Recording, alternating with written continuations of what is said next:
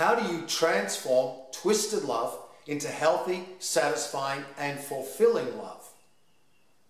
In an earlier video, I defined twisted love as the definition of unhealthy love that you experience in an adult relationship based on what you experienced in childhood. Quickly summed up, that means whatever you experienced as a child will then form your definition of love that you then play out in relationship after relationship as an adult. Usually you'll see a pattern. Most people's definition of love is twisted based on what they experienced as children, and it takes conscious work to transform that definition of twisted love into healthy love. If you don't have a real conscious and subconscious understanding of healthy love, you cannot experience it. So, in the earlier video, I said step number one, write out, get clear about what is your definition of twisted love by looking at all your relationships and seeing what was in common with all of those relationships, and then asking yourself, of whom does that remind me? And usually it's something you experienced with your mum or dad, or the relationship they had with each other. Step number two, we get very clear about, was there specific incidents that you experienced that helped you form this twisted definition of love? It could have been something your mum did on repeated occasions, or your father. It could simply be on repeated occasions that they didn't show up, they weren't home, they weren't around, they weren't there for you.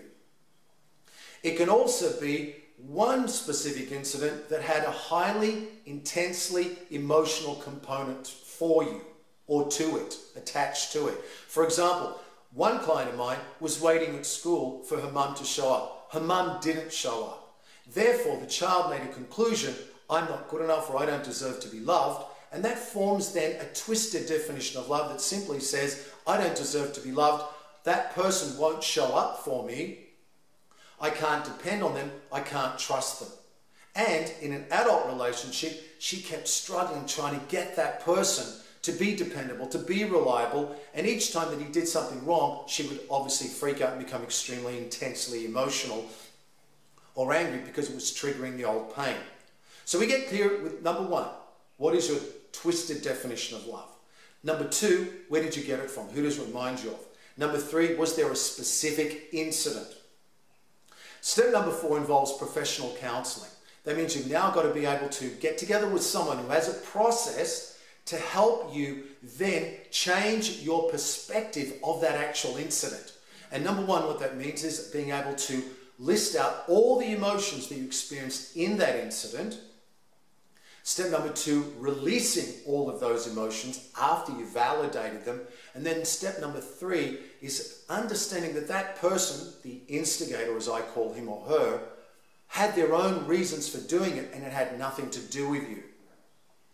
Then what we do is we obviously forgive that person. We help you, the client, to understand at a subconscious level, it wasn't your fault. There's nothing wrong with you. You do deserve love. And then finally, we help you to create a new definition of love, a healthy love, a satisfying, fulfilling love. But we also make sure that you actually believe you deserve that. Now, I do have a process for that, and I call it SRTT. Subconscious Rapid Transformation Technique. But the most important point is, once you get clear about what is your twisted definition of love, who does it remind you of, was there a specific incident, and then listing out all the emotions and what you experienced, then find someone whom you can trust to help you to transform that and to let go of the past by validating, acknowledging your emotions and helping you to gain new understanding and new wisdom, a new perspective on what happened. Again, I have a process that I call Subconscious Rapid Transformation Technique. I'm Patrick Wanis of patrickwanis.com and emotionalmojo.com.